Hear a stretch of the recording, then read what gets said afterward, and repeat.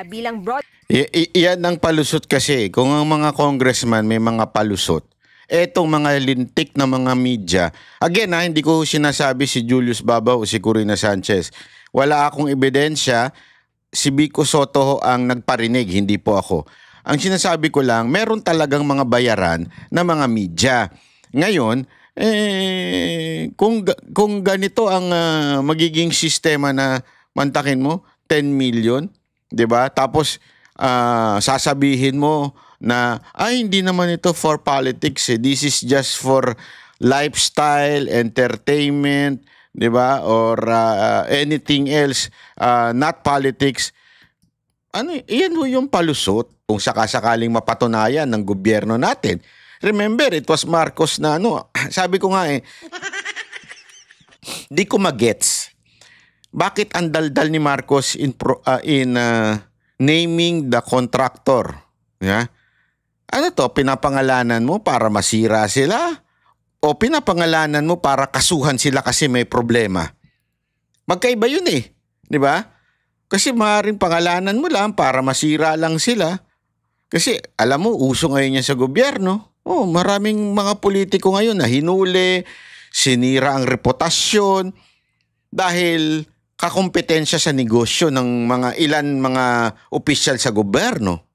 Nakakita na natin yan, di ba? Yung kay Tebes, kakompetensya sa gobyerno, tinalo. Kakompetensya naman sa pagsuporta, si Pastor Kibuloy, tinalo rin, binanatan din. Yan ang hilig ng gobyerno ngayon.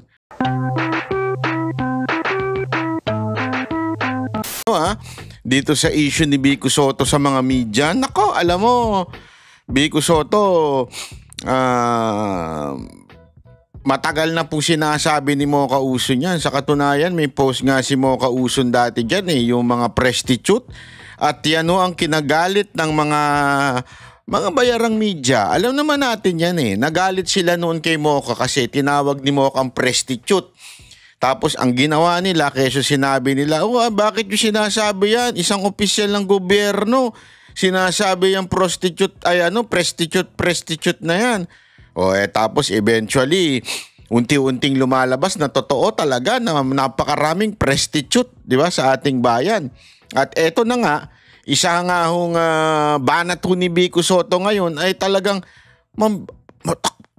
ayoko na lang pero sinabi 10 million daw. Grabe naman bayaran yan. No wonder pagkasikat ka talaga. Nako. Pero alam nyo mga kababayan, meron akong alam. Hindi lang po media. Naku po, marami kahit mga vlogger ngayon, bayaran na rin talaga. Kaya nakakatakot talaga mga kababayan. Iba ho ang level na mga nagbabayad ngayon sa sa mga pati vlogger, basta lang kaya nga alam mo nung isang araw, actually nung mga natutulog ho ako, bigla akong napapanood yung mga tanso vlogger. Hindi ko magets. Bakit ko kaya napapanood tong mga animal na to? Di ba out of nowhere lumalabas sa feed ko? Tapos may mga nakikita tayo sponsored. Sabi ko, hayop to mga vlogger ngayon Itong mga anti-Duterte vlogger, sponsored ang kanilang mga post. Tapos nung habang akin pong itong chinecheck, napagtanto ko, sabi ko, bakit ang tatangan nila, yung mga argumento nila pang bata, pang prep, as in, ang pangit talaga, parang ko, ganito na ba yung vlogging ngayon? Iniisip ko naman, yung mga Duterte vloggers naman, iilan lang naman yung doon na medyo sablay. Alam na natin kung sino yung mga sablay na yun, yung mahilig sa chismisan. Pero yung mga talagang lehitimong Duterte vlogger, ang tatalino ng kanilang mga argumento. Yung mga lehitimo Di ba ho? Pero hindi ho yun ang puntirya natin dito. Pero sinasabi ko lamang po, yung talagang mga lehitimong Duterte vlogger, matatalino. Pero yung mga tanso vlogger, naku po, pagbihira. Sakit sa bangs. Hindi ako nagbibiro. Ang sakit sa bangs, para bagang wala ba kayong alam? Bobo ba talaga kayo? Kasi ang ginagawa nila, nagko-comment lang sila, bumabanat lang sila ng bumabanat o binabash lang nila yung mga Duterte vloggers. Kung hindi man Duterte vloggers sa binabanata nila, yung mga followers. So sabi ko, bakit ganun ang vlogging ninyo? I mean, sana kung mambabash kayo, i-bash ninyo yung supposedly mga government official na sumasablay, yung mga quote-unquote kumakampi sa mga Duterte, di sana magbibigay kayo ng magandang argumento laban sa kanila kung kayo ay pro-Marcos. Pero hindi. Ang pinupuntirya ninyo, yung mga vlogger. Sabi ko, bakit kaya yung mga vlogger yan? Kaya ang inutos sa kanila ng kanilang mga amo, yung mga vlogger ang puntiryahin? Tapos nung aking pong pinanunood, sabi ko, wala. It's either aanuhin nila sa itsura, aanuhin nila sa pagkain, ganun ho yung kanilang estilo ng pagbablog. Sabi ko, napakabobo naman itong mga tanso vlogger na ito. Di ba? Ang tanong ko nga doon, sadya na ba talagang bobo kayo? At puro ang pinipuntirya lang ninyo yung mga Duterte vloggers? O sadyang wala lang talaga kayong mai-content kay Marcos? Kasi si Marcos talagang, asan na ba siya? Ano ginagawa niya? Ganun eh. Alam mo, noong unang taon ni Marcos, yung hindi pa umaamin yung iba na nabudol sila, pag tinanong mo yung mga tao, ang sagot nila bakit parang hindi mahagilap si Marcos? Pero Marcos loyalist pa rin sila nun ha. Parang hindi siya maano. Ano ba ginagawa niya? Hindi namin maramdaman, di katulad kay Tatay Digong. Nararamdaman namin yung programang ginawa ni Tatay Digong, yung mga kanyang mga binago o inayos, di ba? Sa loob-loob ko nun, antayin nyo. Darating din yung panahon talagang aalis na kayo dyan. Sa kampo ng mga, ewan ko, sabi nga ni pangalan nito, si Tory, mga pangit. Kampo ng mga pangit.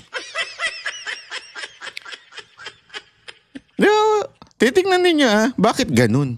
Walang ginagawa. Kaya naman din, kung hanggang ngayon, kung titignan ninyo yung mga tanso vlogger, yung mga loyalistang vlogger, kung titingnan ninyo, wala talaga silang makontent. Magko-content lang sila yung awayan ng mga Duterte vloggers. Yan lang yung kaya nilang i-content. Yung parinigan ng mga ibang vlogger. Yan lang yung kaya nilang i-content. Kasi nga, yung kanilang understanding about government, about politics, about process ng mga ginagawang hearing o di kaya mga batas na ginagawa, hindi kayang matarok ng kanilang pag-iisip. Mga bobo talaga. Hindi, totoo. Kasi paano ka ba naman magdi-discuss kung yung isip mo talagang limited, di ba? Mahirap mag-discuss na limited ang isip mo. Napakahirap nun. Ganyan po kasi yung mga loyalista na. Bakit ko ba na ikikwento ho ito? Kasi ito may relasyon din dun sa bayaran. Kung yung mga tanso vlogger, bayaran lang yan, kaya ganyan yan, meron din ng mga iba pang bayaran. Ano po yun? Yung mga media, di umano na bayaran na sinasabi ni Vico Sotto. Panoorin mo natin tong news na ito. Pinatutsadahan ni Pasig City Mayor Vico Sotto ang dalawang batikang mamahayag na nakapanayam ang naging katunggali niya noong nakarang halalan na si Sara Diskaya. Ang sabi ni Sotto, may nangyaring paglabag sa Code of Ethics.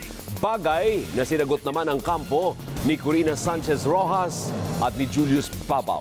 Napapatrol, Victoria Tulad.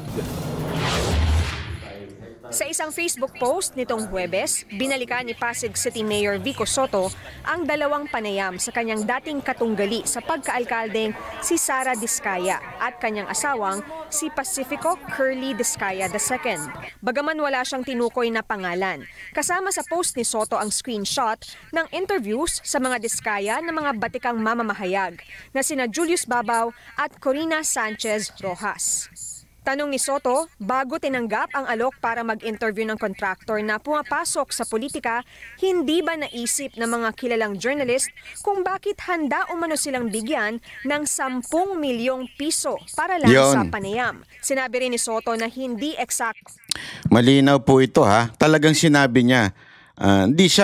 Hindi ba alam ng mga media na yon o mga journalist na yon na yung motibo ng isang tao at magbibigay ng 10 milyon para lang ma-interview? May punto siya doon, di ba? I mean, sinong gunggong ang magpapa-interview, bibigyan ka ng 10 milyon? Kung walang ibang motibo yun. Tama, mali. Di ba? Bakit ka magpapa-interview na tapos aabutan mo ng 10 milyon? Wala lang. Gusto ko lang ma-interview kaya bibigyan ko siya ng 10 milyon. Pambihirang buhay. Gago! Ang lupit no? Assuming that Vico Soto has evidence na meron talaga 10 milyon. Halaga ang 10 milyon. Kamakailan lang ay inilabas ni Pangulong Ferdinand Marcos Jr. ang top 15 contractors na may pinakamaraming flood control projects. Ikalawa sa listahan ang Alpha and Omega General Contractor and Development Corporation na pagmamayari ni Sara Diskaya. Dagdag ni Soto, maaring walang ginawang ilegal ang mga mamamahayag, pero dapat itong ituring na kahiya-hiya at labag sa Code of Ethics. Bagaman pwede umanong magtago sa gray area na hindi ito journalism kundi lifestyle at kailangan ng sponsor, iginiit ng alkalde na nakilala sila bilang broad. Yan ang palusot kasi. Kung ang mga congressman may mga palusot, etong mga lintik na mga media, again hindi ko sinasabi si Julius Babaw o si Corina Sanchez. Wala akong ebidensya, si Vico Soto ang nagparinig, hindi po ako. Ang sinasabi ko lang, meron talagang mga bayaran na mga media. Ngayon,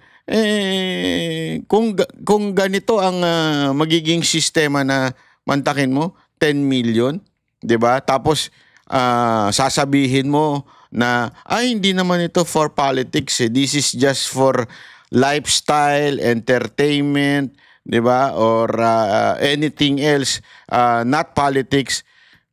Iyan ho yung palusot. 'Di ba? Alam na kung yung mga congressman nga hilig magpalusot Ito pa kayang mga magagaling pagdating sa komunikasyon, 'di ba? Marunong din yung magpalusot huya mga yan. Di ba? Ito nga sinasabi na lifestyle daw, di umano. Cast journalists o news personalities. Kaya dapat puhunan ang kanilang reputasyon at kredibilidad. At sa ganitong sitwasyon, ang reputasyon at kredibilidad na ito ang pinahihiram umano sa mga corrupt kapalit ng pera. Paalala ni Soto, systemic ang katiwalian at pinapasok nito ang lahat ng sektor ng lipunan, hindi lang ang pamahalaan. Nanawagan siyang magtulungan para labanan ito. Tumanggi munang magbigay ng karagdagang pahayag si Mayor Soto. Sa liham kay Soto na ipinadala sa ABS-CBN News at inilabas sa Rated Corina Facebook page, nanindigan ang mga producer ng shows ni Sanchez Rojas na hindi totoong may ibinayad na 10 milyong piso para sa panayam. Sino sumagot? Yung producer. Okay. But I mean, again, I'm not saying may binayad kay Corina Sanchez Hindi ko sinasabi yan. Pero ang sumagot yung producer, maaring wala kayong alam. Pwede kaya na wala lang kayong alam? Pero yung mismong artist ninyo may alam? O merong hindi natin alam. Kaya nga dapat ang sumagot nito si Corina Sanchez. Di ba ho? Again, atin lamang po itong pinag-iisipan kung ito ba ay possible or hindi. Pero ang punto kasi dito, maaring wala kayong alam. Pero yung artist o yung inyong host, hindi natin alam kung meron ba talagang siya, natanggap o wala. Di ba ho? Maaari po bang ganun? O, yun ang, tuloy natin. Ang mga malisyosong pahayag na sinisira ang reputasyon ng kanilang mga palabas o ni Sanchez Rojas ay maituturing umanong cyber libel. Nako, Tiniyak ng yari ka. producers na sumusunod sa mahigpit na panuntunan ng mga himpilan ang kanilang content. Paliwanag pa nila, public interest ang basehan sa pagpili ng paksa para sa palabas. Sa kaso ng mag-asawang Diskaya, pinag-uusapan sila. Kaya ang kanilang rags to riches life story ay kwentong sila ang dapat umanong magbahagi. Pinag-uusapan sila, hindi pa naman sila. Wala nga may kakilala sa kanila eh. Para pag-usapan mo, wala. Nakilala lang naman sila nung kumandidato na sila bilang mayor at nakilala sila dahil sa interview nyo. At ineri umano ng walang dagdag Medyo yung palusot, medyo hindi benta. Sorry o bawas. Sinabi rin sa liham na ginawa ang panayam bago ang campaign period para sa halalan 2025.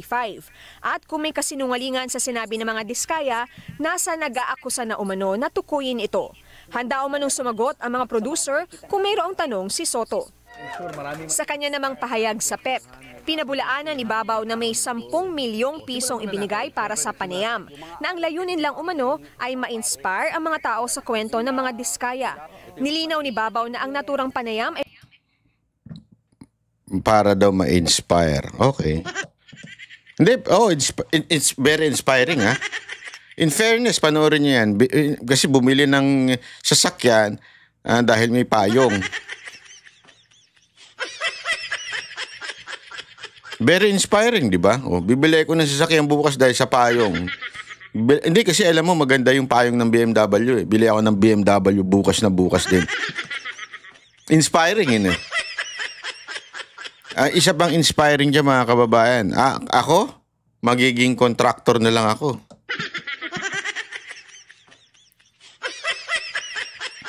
Papasok ako sa mga proyekto ng gobyerno. Di ba? Yun ba yung inspiring? Hindi, ako ay nagtatanong lang ha. Ako ay nagtatanong lang kasi hindi naman po ako nagsabi na ito po ay may mga proyekto sa gobyerno. Si Marcos mismo, so ibig bang sabihin nun, that is inspiring? Ay, pambihira ka, Julius Babaw, para sa isang lifestyle feature sa kanyang YouTube channel na tampok ang mga kwento ng tagumpay. Dagdag niya, walang binanggit ang mga Diskaya na papasukin nila ang politika nang mangyari ang panayam. At hindi pa umano lumalabas ang mga issue tungkol sa kanilang mga proyekto sa pamahalaan. Wala pa rin pahayag ang mga Diskaya sa issue. May paalala naman si University of the Philippines Journalism Professor Danilo Araw sa tungkulin ng mga mamahayag. Yan yung walang kwentang kausap. Naalala nyo? Yan yung bawal ka magbigay ng opinion mo. Kailangan mo pa, tawag doon, magre-research ka pa. Walang kwenta yan, kausap. We should distinguish between advertisements, paid advertisements, and segments. You cannot say that 1 minute I am a personality who can, let's say, endorse certain product. Pero mga kababayan, sa simple sabi nila makakaliwa daw ito, sabi nila. I can be a product endorser so, one alam minute na. and the next minute I will be a journalist. Dagdag ni Araw, kredibilidad ang dapat basihan sa pagpili ng isang source. Victoria Tulad, ABS-CBN News. Ayan ha. So, ito po yung hirit ni Vico Soto. Alam mo, nakakabilib din ito si Vico Soto in perlalu ha. Hindi, in perlalu, in fairness mga kababayan, nakakabilib kasi yan ang isang bagay na dahilan kung bakit pinag-initan si Mocha doon ng mga media. Yung mula nung sinabi niyang bayaran ng mga media, prostitute ang media, kaliwat kanan na ambiran ng media sa kanya. Kesyo nagpapakalat ng fake news, kesyo ganito, kesyo tumatanggap pa sumasahod ng ganito kalaki, kesyo ganire, kesyo ganon. Yan marami silang hirit nun kay Mocha dahil sa binigay ng sinabi ni Mocha na prostitute sa mga animal na yan. Tapos, eto ginawa ni Vico. Kaya Vico, medyo mag-ready-ready ka na ha, kasi alam mo naman ng mga media pag yan. Pag nagkutsabahan yan, naku po.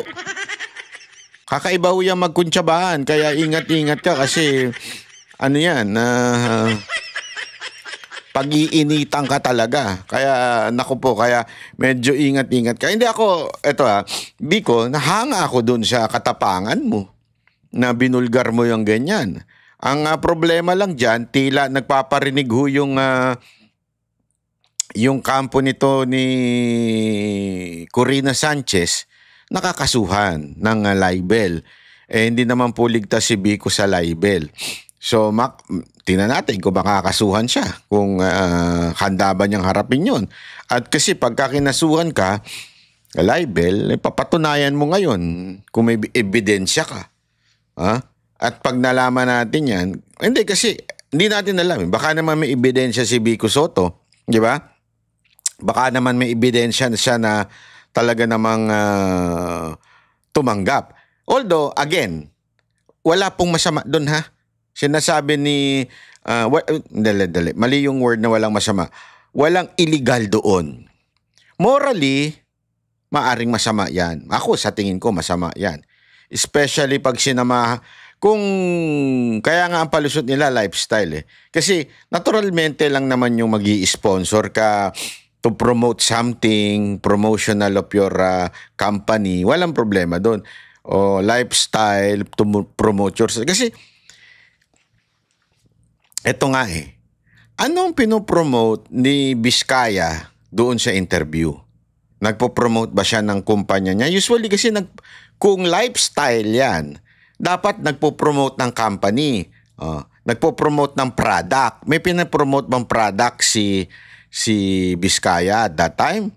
I don't know kung pinromote niya ba yung, hindi ko napanood yan eh.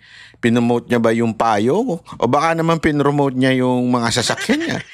Hindi ko talaga alam. Kanya ba yung sasakyan na yun? Kumpanya ba yun? Yan yung sinasabi natin. Yan yung lifestyle. Pero, sabi nga, after niyang interview na yan, biglang tumakbo ng mayor. So, ibig sabihin, medyo, sorry Julius Babaw, sabit yung sinasabi mong promotion niyan yan ay lifestyle reporting. Medyo sablay yun. That's not lifestyle. Kasi biglang kumandidato. So, ibig sabihin, politika ho, di ba? Ibig sabihin, merong kinaugnayan pagdating sa bayan.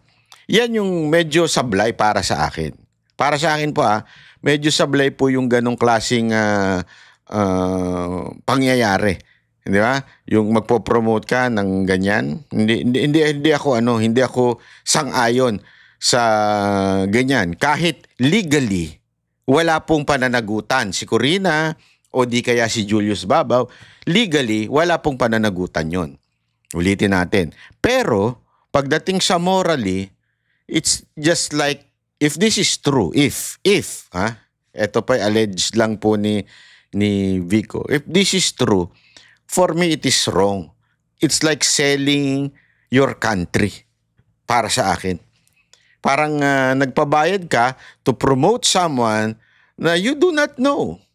To promote someone na tatakbo at hindi mo alam kung mangungurap o hindi mangungurap. Unless you're really convinced that person is really going to do his job. Ngayon, bigla ka niregaluhan, perks mo na lang yun, bonus mo na lang yun, di ba? Dahil maganda yung pagkagawa mo. O kaya naman siya nagbayad ng production. Pero kung dahil lang ikaw binigyan, tinanggap mo dahil para lang ma-promote, nako, delicate yan. Hindi maganda yan. Kailangan siguraduhin mo. Hindi kasi, bakit ba naungkat ito? Remember, the context of this ay yung pinangalanan ni Marcos na marami daw na natanggap na proyekto yung babae na yon. At yung mga proyekto na yon, tila masyado o overpriced. Doon, sasabit ngayon yung babae kung sakasakaling mapatunayan ng gobyerno natin. Remember, it was Marcos na sabi ko nga di ko magets. Bakit ang daldal ni Marcos in naming the contractor? Yeah? Pinapangalanan mo para masira sila? O pinapangalanan mo para kasuhan sila kasi may problema? Magkaiba yun eh. Di ba? Kasi maaaring pangalanan mo lang para masira lang sila. Kasi alam mo, uso ngayon yan sa gobyerno. Oh, maraming mga politiko ngayon na hinuli, sinira ang reputasyon dahil kakompetensya sa negosyo ng mga opisyal sa gobyerno. Okay, nakakita na natin yan, di ba? Yung kay Tebes, kakompetensya sa gobyerno, tinalo. Oh. Kakompetensya naman sa pagsuporta, si Pastor Kibuloy, tinalo rin, binanatan din. Yan ang hilig ng gobyerno ngayon. At marami pa pong mga political persecution na nagaganap sa ating bayan. It is because may negosyo. Halimbawa na lang din yung Pogo. Pinersecute yung Pogo. Akala mo, mga seryoso. Yung mga tao, niwala naman, mamasama yung Pogo. Talaga, maraming crime na nakukumit yan. Hindi ako, against ako sa Pogo ha. Gusto ko mawala yun. Pumayag lang ako nung panahon ng pandemya because ang mga naglalaro lang nun, mga inchik po, ayaw mo sila maubos ang pera nila. Pero mula nung pagkatapos ng pandemya, ang naging biktima na ho, itong mga Pilipino, ayoko na po ng ganyan, di ba? At yun na nga, sumama ang imahe ng Pogo. Tapos, nung tinanggal na yung Pogo, lumago naman yung Pigo, yung sa Pilipinas, di ba? Internal gaming yun eh. Sa Pilipinas naman. Ibig sabihin, tinanggal lang yung kakompetensya ng mga inchik para yung mga mambabatas natin o kaya mga government official natin na may negosyo ng gambling ay mamayagpag. That's what happened. Di ba? Dahil sa persecution na ginawa nila. Ngayon, ito yung hindi ko magets eh. Bakit pinapangalanan ni Marcos yung mga kontraktor? Yan ba ay pinapangalanan niya kasi wala siyang pakinabang dun sa mga yon? O pinapangalanan niya yon dahil talagang galit siya at ididemanda niya kasi walang naidulot na maganda? O, ano sa tingin ninyo? O, hindi ako nagtatanong lang ako sa inyo kasi nakakatakot talaga ngayon eh. Nakakatakot sa Pilipinas. Pagka ikaw nakalaban mo yung negosyo ng kalaban, delicates ka talaga. Oh. Kaya nga, eto mga kababayan, pagdating mo dito kay hirit ni Vico Sotto, napakaganda ho. Sabi ko nga sa inyo, 2 klase lang ng politiko sa Pilipinas eh. 2 klase lang ng politiko ngayon. Pero syempre may umuusbong na yung pangatlo. Yung 2 klase ng politiko na yun ay yung 1, nangungurap, sila mismo yung nagnanakaw. O number 2, alam nilang may nakawan pero hindi sila umiimik. Totoo, di ba? Pero at least ngayon, may umuusbong na yung pangatlo. Ano yung pangatlo na yun? Yung po yung nagsasalita na. Ibig sabihin talagang umiimik na at sinasabi nilang ayaw na namin ito. Hindi tama ito. O, kaya nga 'di ba nag-warning, parang hindi naman warning yung sinabi ni Vico para sinasabi lang niya na hindi nyo ba alam kung bakit magbibigay ng 10 milyon yan? 'Di ba? Hindi nyo ba alam? Natatakbo yan kaya yan nagbigay ng 1 milyon. Alam mo, matindi yun Malupit talaga yung ganung klaseng banat ni Vico Sotto. Sabi ko nga nakakatawa itong batang to, sana hindi kainin ng sistema ito in the future. Meron tong future eh. No, after halimbawa, after ni VP Sara Duterte, pwedeng si Yorme, di ba? Tapos after nito ni Yorme, 6 na taon, pwedeng mga Hindi ako kasi huwag niyo isipin, kasi alam mo meron tayong problema pagdating sa pananaw natin sa presidente. Ako nakita ko na to nung panahon na tumatakbo si Yorme. Bata pa yan. Bata pa yan. Bakit ba? Required hindi ako nagtatanong required bang matanda ang presidente?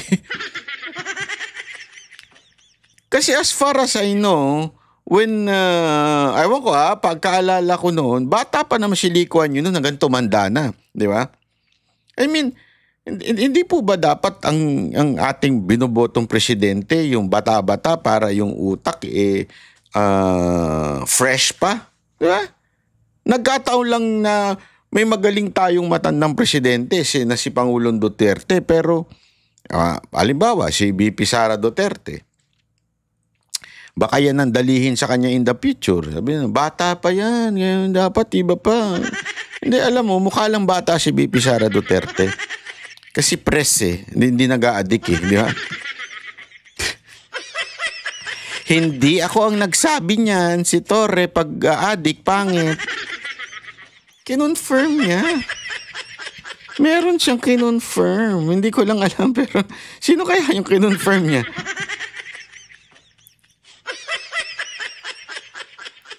Di ba, kaya nga matindi. Hindi, alam nyo, speaking of Torre, ako, eto, panoorin nyo ito. Ako, may naaamoy ako dito. Sabi ko nga, sige lang, go lang. Sabi niya, kasi alam mo, sabi nila, di ba, pag ang tao daw nagko-commit ng mistake, wag mong pigilan. Hayaan mo siya mag-commit ng mistake. Panoorin natin. May ilang personalidad na umeepal sa PNP. Sinabi yan mismo ni PNP Chief Police General Nicolas Torre sa gitna ng hinaharap na kontrobersya ng police force. Kaugnay ito sa umano'y turf war sa pagitan ni Torre at Napolcom na pinamumunuan ni Interior Secretary John Vic Remulla. Unang nilabas sa Billionaire News Channel ang issue ng pagharang ng Napolcom sa balasahan na ipinatupad ni Torre sa kanilang hanay. Ayon sa police chief, nagdudulot ito ng negatibong epekto sa PNP. Pero handa umano ang top cop na makipag-usap sa mga hindi niya pinangalanang tanggapan o individual. Sa paniwalang iisa sila ng layunin para sa hanay. Wala pang tugon si Secretary Remulla hinggil sa issue. Nako, ayan na nga. So, ayan na nga po yung sinasabi ni Torre na meron daw umeepal. Ay, grabe ka. Kasi, bigyan ko lang kayo ng konting konteksto. Merong mga inilagay sa posisyon. Siyempre, nung naging PNP chief siya, may nilagay siya sa mga pwesto. Na ito, gusto ko ito. Alam mo naman si Torre, feeling hari yan May pagkapareho sila ni Romualdez na feelingero na sila ang presidente. So nilagay niya sa pwesto mga ito, di ba? Hindi nagustuhan ng Napolcom. At ang pinuno ng Napolcom ay si Remulla. Naku, isa pang matigas din yan, si Remulla. Feeling din niya kanya ang Cavite. Hindi, tapos feeling din niya na siyempre, yung kapatid niya nasa DOJ. At the same time, feeling din niya malapit talaga siya sa presidente. So, pare-pareho silang feeling mga magagaling. Di ba? Di banggaan sila ngayon. Sino ang kakampihan ng presidente? Alam mo? Ito ito yung isang bagay na sinasabi ko nga sa sarili ko No wonder. Tama talaga yung sinabi ni Pangulong Duterte na we have a weak president. Kasi ito ang isang napakalupit na halimbawa na ang pinuno mo weak, nag-aaway-away nga sa baba. Ang tunay na leader na strong, pag nagsalita yan, enough. Tama na yan. Diba? Pag tatay, nag-aaway yung mga anak. Pagka yung tatay mahina, medyo mahinang nila lang, pag nagsalita yan, hindi pinapansin ng mga anak. Pero pag yung tatay, pag sinabing tama na yan, kahit anong tapang ng mga anak. Hindi, naalala ko nun kami ng kapatid ko, kita mo parehong lalaki, parehong all boys school lumaki, mga matatapang, may mga fraternity, di ba? Pero pag nandyan na ang tatay namin at dumating na siya, kahit ano yung away namin ni Utol, kahit nag-iita na kami, pag dumating ang tatay ko, wala na. Pareho na kaming kasi matigas ang tatay ko pag sinabing tigil yan. Wala na, tigil na. Load ka sa buto. Sa buto. Sa munggo. Gago! Wala ka. As in, kahit anong tapang mo, wala na. Wala na yun. Talagang, kasi nga, strong ang tatay. Di ba? Ganon din pagdating sa gobyerno. Pag strong ang presidente, walang mag-aaway ng mga tao sa baba. Kita mo si Duterte, di ba? Si Duterte strong, napaka-strong. May nakita kayo nag-aaway ng mga sekretary?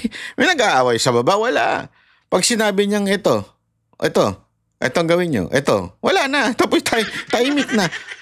Finish na, ika nga. Finish na. Yun ang problema eh. Talagang mahina ang presidente natin. Yun ang katotohanan. Pagbalik-baliktarin mo man ang usapan na to, kasi sabi nila, tradisyon, talagang napolcom ang mga recommendation. Kasi may dynamics yan eh. Respetuhan, ika nga. Ang final say nasa PNP chief. Pero nire-respeto niyan ang opinion ng Napolcom. At may opinion din ng Napolcom na sinasabi niyang nasa akin ang kapangyarihan, kung sino ilalagay sa pwesto. May kanya-kanya silang opinion. Pero hindi nagiging issue yan kasi nga naggagalangan. At isa pa, takot siya. Una-una, ilalapit siya sa presidente. Mr. President, ito ilalagay natin. Pag may approval na niyan, at tahimik na yung isang partido. Sabihin yung isang part. So, tahimik na yan. Kasi, sandali, sabi ng presidente, ilagay ko daw ito eh. Ito na. So, huwag na kayo magreklamo. Ngayon, parang nagkakanya-kanya. Gusto ko to. Gusto ko to. Bakit? Ako ang masusunod. Ako ang nakahuli kay Duterte. Yeah? So, sila yung masusunod siya. Wala nang masasabi na ang problema ngayon talaga, walang hindi kaya eh. Di ba? Hindi kaya. Ay nako, wait lang.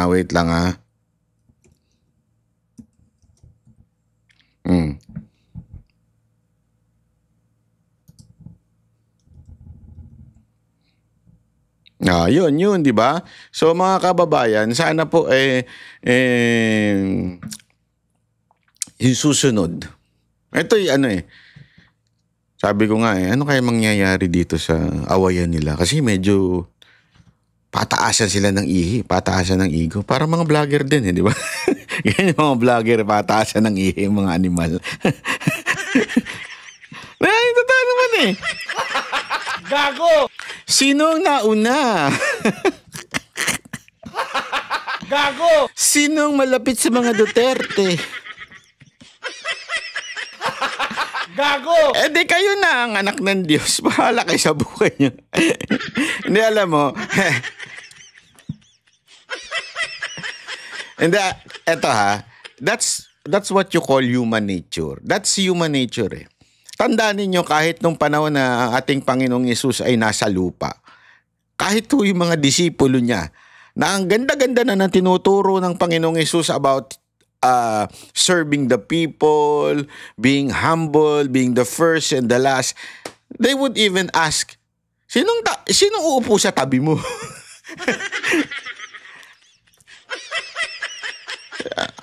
Ako ba? Kasi ako yung beloved, si John Beloved. Ako ba? May ganun eh. I mean, hindi ko sinasabing makasalanan sila ha. Ang sinasabi lang natin, it's a human nature. Di ba? Iyan po ang totoo. Human nature po yan. Kaya nga ito, sabi ko, nagpapaatasa ng ihi itong dalawang to si Remulla at saka si Torre. Sino sa atin ang mas may kapangyarihan? Sino sa atin ang susunod ng presidente? Magtakin mo sino na susunod sa presidente. Dapat ang presidente nasusunod. Ngayon hindi eh. Kanino susunod si presidente? Sa akin o sa iyo? Mahinang nila lang kasi. Tama talaga si Duterte. Disaster itong nangyari sa bayan natin because of this weak president. Diba? This is a disaster nangyari sa atin. Kawawa naman ang bayan natin, mga kababayan. Sana naman wag na maulit to. Pambira kasi kayo, nagpabudol kayo. Panat ba naninisi ka pa eh. Naninisi ka pa eh. Anyway, alam mo, may nakikita-kita ako, lumilipad-lipad na Hindi ko mahuli-huli ang animal na lamok na yan. Mahuhuli din natin yan bago tayo umuwi.